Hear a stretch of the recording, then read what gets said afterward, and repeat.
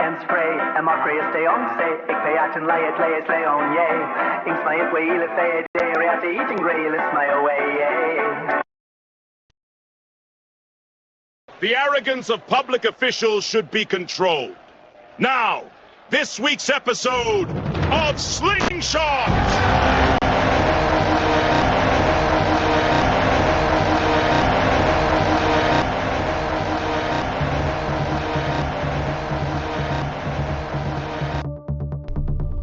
The arrogance of public officials should be controlled. What a concept. Good evening. Welcome to Slingshot AI. Coming soon to Slingshot, the North Adams Men Haters Club.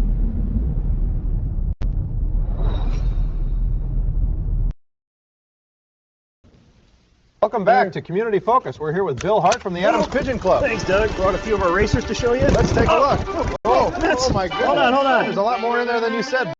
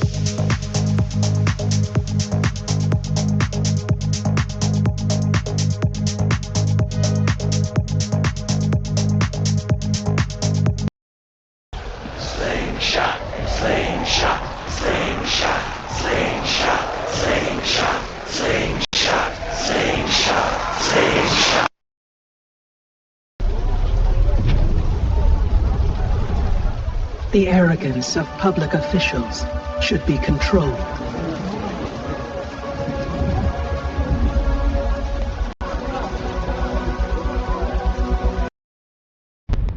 Coming soon to Slingshot, the North Adams Men Haters Club.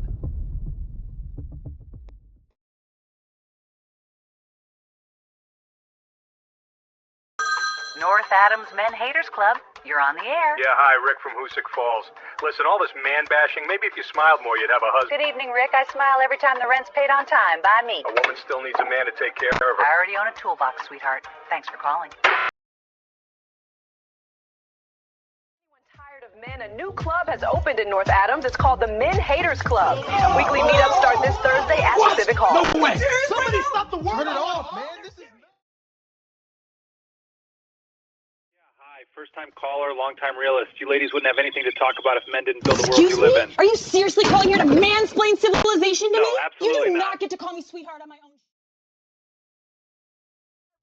You think guys are the problem? We built everything. You'd be nowhere without us. Brad, breathe. No, you listen. Without men, you'd still be in caves. Cute. You built the cave, we built the exit.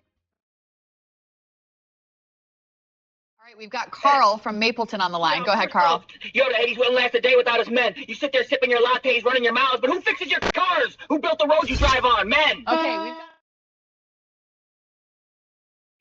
Ridiculous. Men built this whole town. Without them, you'd be stuck in the woods beating laundry on rocks. Right. And who do you think taught those men how to wash the laundry, Deborah? You're all hateful. We prefer discerning. Next caller. This whole title, it is offensive, okay? Sir, what's your first name? Let's keep it civil. Civil. You can't call a show Men Haters and then tell me to be civil. You don't know what you're... Oh, that's Dinner it. smoke, sipping your tea, thinking you're smarter than me. Whoops. Think of this. You hear me? You guys know... I lost him. Hello, North Adams Men Haters Club. Yeah, this is Rick and Dalton. You gals spend all night bashing men. If it weren't for us, you'd still be living in caves. Rick, if a man built the cave, a woman probably told him where to put the door. We have Brad from Maple Street on line 1. Brad, you're on with the North Adams Men Haters Club. First off, I think this whole men hater thing's ridiculous. Brad, we used to turn around. Well, that escalated quickly.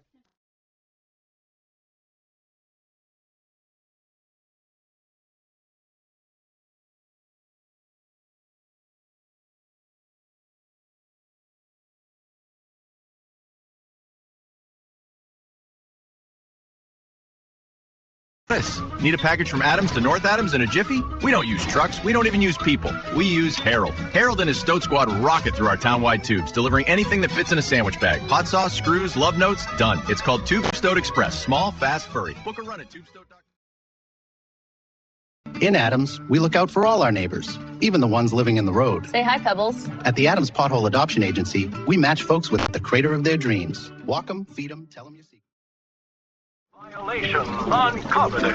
Correctly assigning for the stew and count from Tool of the Cuddles. Now, it's time for Cooking with Sampa.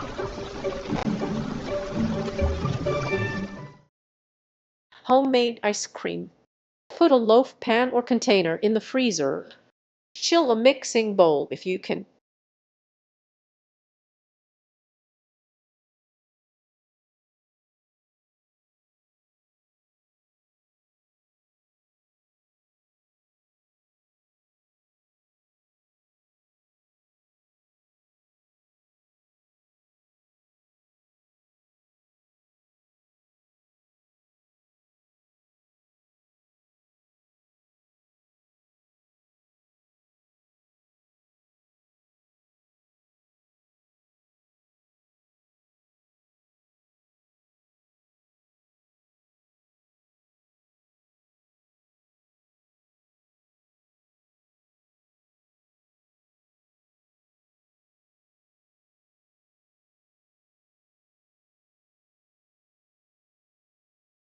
Whip 2 cups heavy cream to stiff peaks.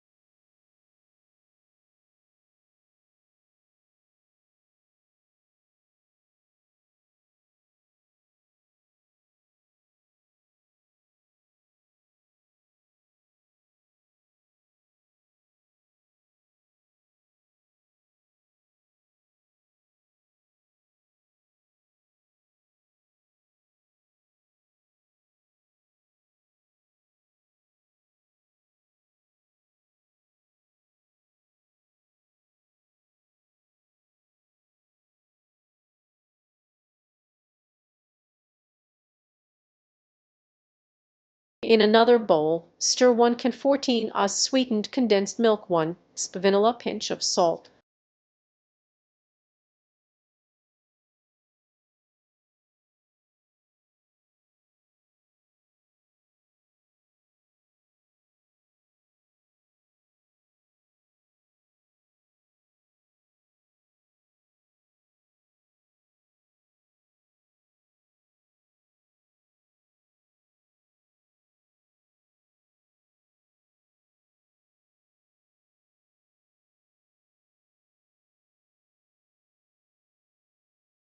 Gently fold whipped cream into the base. Fold in extras, cookies, chocolate chips, berries, etc.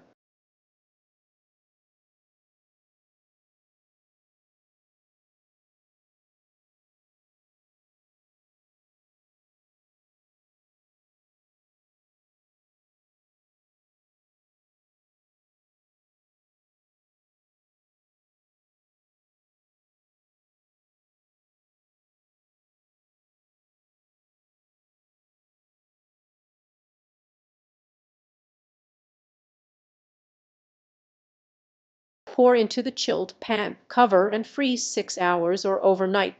Let sit 5 minutes before scooping.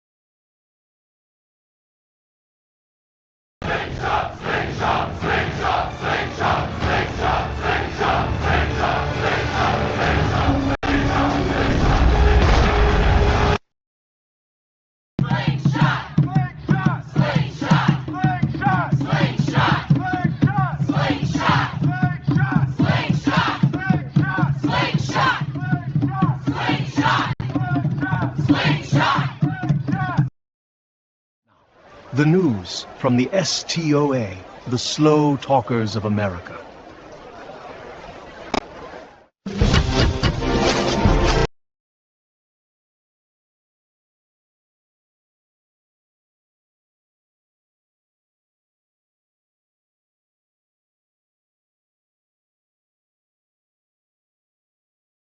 Hello. Welcome to the news from the STOA, the Slow Talkers of America.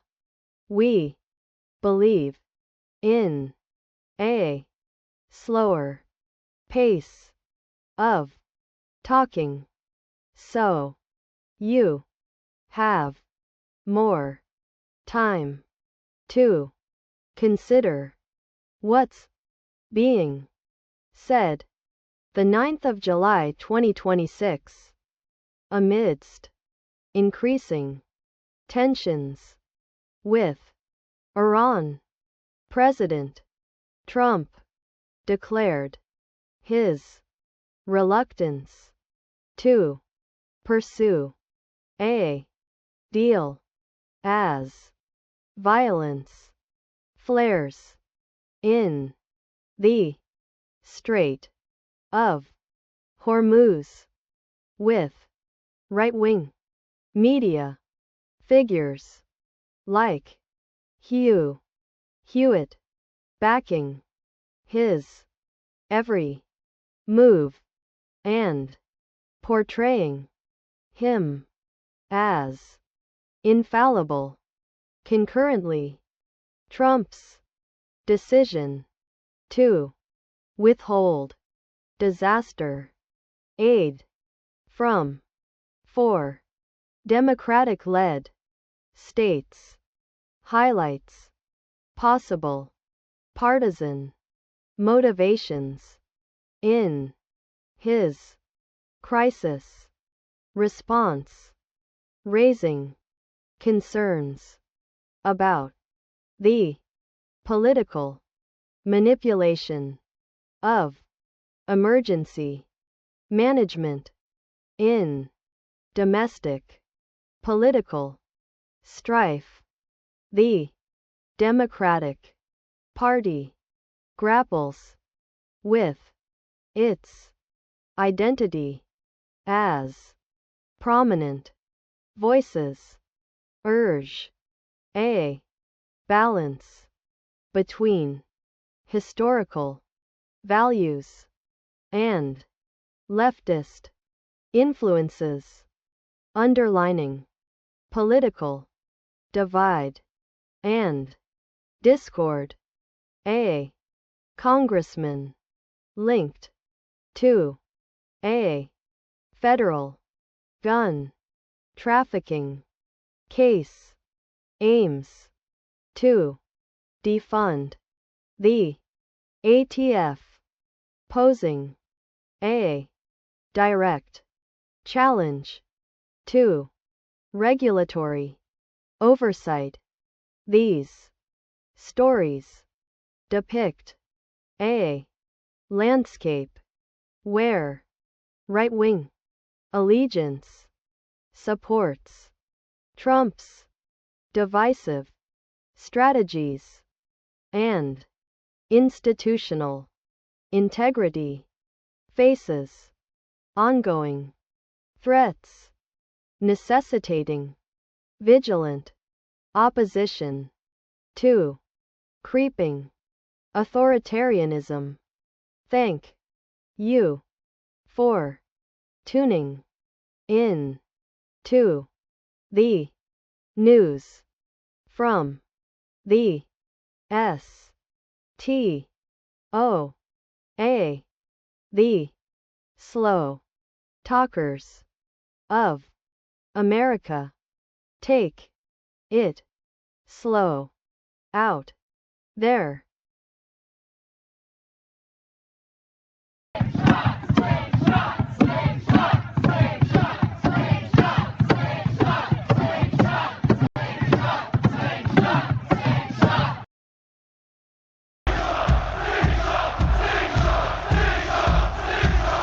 Slingshot! Slingshot!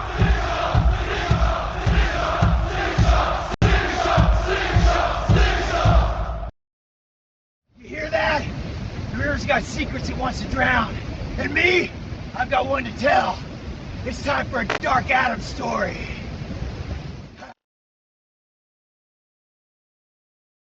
Since I came to Adams many years ago, I've heard and witnessed a lot of strange things. This is one of those stories. I walk early before the Park Street storefronts wake and the coffee warms the old brick. The ash trees drip even on clear mornings. The air along the Hoosick has a penny taste, as if the river carries a small currency of rust. On those mornings Mount Greylock looks less like a mountain than a lid slid half over the sky. I keep a small archive receipts, clippings, mental footnotes, and I add to it when the town insists. The insistence is rarely loud. It is the malignant chime of St. Stanislas a minute before the hour. It is the train horn from nowhere in a valley without a line. It is the faint thrum beneath the Ashwautocook rail trail, a bass note your bones record while your ears pretend not to. That is where I met the old man.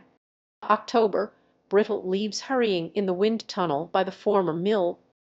He sat on a bench patched with stickers, bike safety, lost cat notices, yard sales that had already happened. His coat was too big in the shoulders and smelled of old books that had been wet once. He had the posture of someone listening under everything. "Do you keep dates?" he asked, not turning. His voice had the crackle of a radio just between stations. "I do," I said, because it was true, in the way I mean it. "Then write these down, 61 through 64," he said. His hands trembled, not from cold, but as if the bench vibrated on a frequency only he admitted. I didn't pull a notebook. I've lived here long enough to know you remember better when you think you'll forget. What about them horrible events? He said, the words neat as pins, all hidden carefully. They called it renovation. You can sand blood out of wood, he added gently, but not from rafters, not from beams. The breeze shifted. For a moment the river smelled like turned soil and matches. Across on the opposite bank a single lamp in a house flicked off on off again as if a slow eyelid tested the light. The old man watched it, then looked down at his shoes, which were perfectly clean despite the damp leaves. "You live on the lower part of Maple?" he asked. I nodded without deciding to. He smiled. There is a kind of smile that is not fondness, but confirmation. Back then, he said, the clocks were wrong for 3 winters. Town Hall kept one time, the church another. Snow came when the calendar said rain. People swept their stoops twice because the first sweeping didn't take. Children learned to read, then, unlearned. Something moved under Greylock. The mountain dipped a fraction, and no one admitted the strain in the granite. A cyclist hissed by, eyes forward, as if the space beside the bench were a collapse to avoid. Somewhere a dog began to bark, and then thought better of it. I looked down and noticed the trail's fine gravel had drifted into tidy crescent dunes, all of them opening east, each showing the same curve like the impression of a departing tide that never arrived. "Ask at the library," he said. "Microfilm ends in November 61 and resumes in January 65, bound tight as a healed scar. They'll tell you the reels were misfiled, but look at the bindings of the town reports from those years, thicker than the rest. Something was added that wasn't writing." He stood with effort. The wind had grown softer and colder at once. On Park Street the closed signs in the windows seemed to face in, not out. The old man did not offer a name. His shoes made no sound on the path. After he went, I cut across to the river and watched a branch spin slowly in a back eddy that had no visible cause. The surface took a long, shivering breath. In the distance the beacon on Greylock pulsed its patient code, though I have never found a key that matches it. Later, I checked the library and found the blank years exactly as promised. The librarian smiled the way people smile when they're keeping a small animal calm. On my walk home, the streetlights hummed in harmony for half a block, then fell out of tune, as if embarrassed by their own choir. I am not a hero, and I have no cure. I am only careful. I write the dates. I note the drift of cents and hours, the way rain here sometimes smells like wool, the way the river sometimes sounds like a foot dragging through gravel just ahead of me when no one is there. Maybe it's not very much on its own, but there's been much more over the years. We'll talk more next time. Here in Adams, Massachusetts, parades are serious business. That's why we started the Porcupine Parade Training Camp. Whether your quilled friend wants to beat a drum, carry a banner, or just waddle in perfect time, we've got the team, the track, and the tiny hats. Left quill, right quill. All kinds of hooligans will be on there, Ethel. You give them a channel, they'll take a mile. Back when it was just 3 stations, you knew what you were getting. Now it's your neighbor in his pajamas.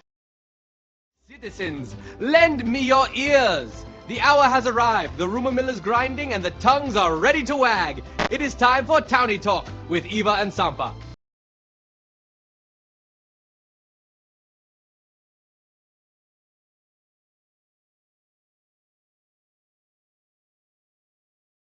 Hello, I'm Sampa. Eva and I live in Adams, and we have some strange neighbors. What's happening today, Eve?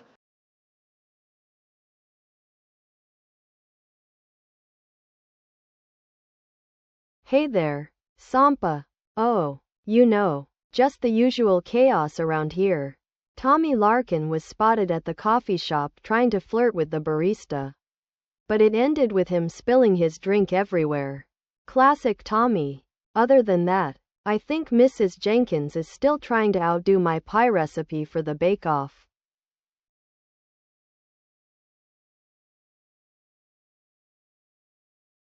Hey, Auntie never fails to deliver, does he? And Mrs. Jenkins better watch out. Your pie's got a reputation to maintain.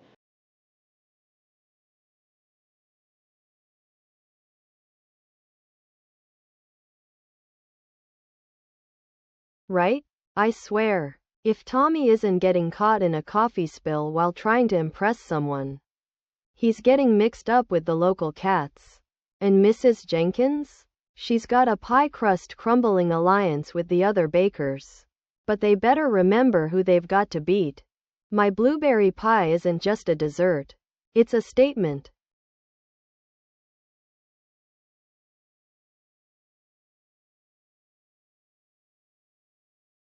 Exactly. I saw him almost take a tumble last week trying to balance a cappuccino and a donut while flirting classic Tommy. And with Mrs. Jenkins, you'd think she's running a secret baking club with all the whispers about her crust techniques.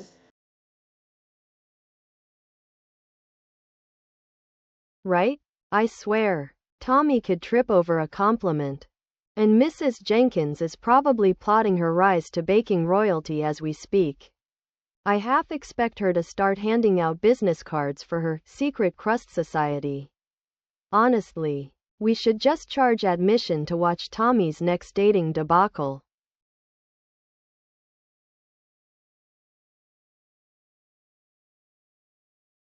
Absolutely. I can already see her wearing a crown made of pie crusts at the next town fair, while Tommy's back at it fumbling over a smooth pickup line. Should we make popcorn for the show?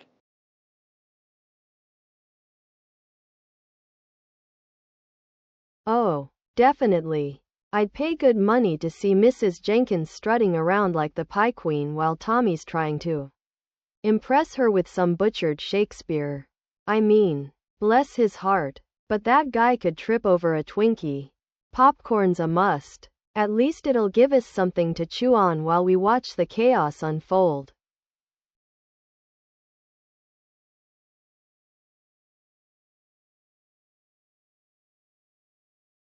Right? You know he'd start quoting Shakespeare like he's auditioning for a part in a bad play, and there's Mrs. Jenkins balancing a cherry pie on one hip. I can just see it now, flour flying everywhere, while Tommy fluffs his lines.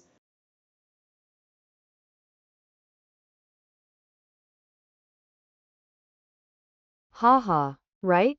Picture him trying to impress her with some dramatic lines about love while she's just trying to keep that pie from taking a tumble. I can hear her yell, "Tommy, sweetie, focus. The pie's not gonna bake itself."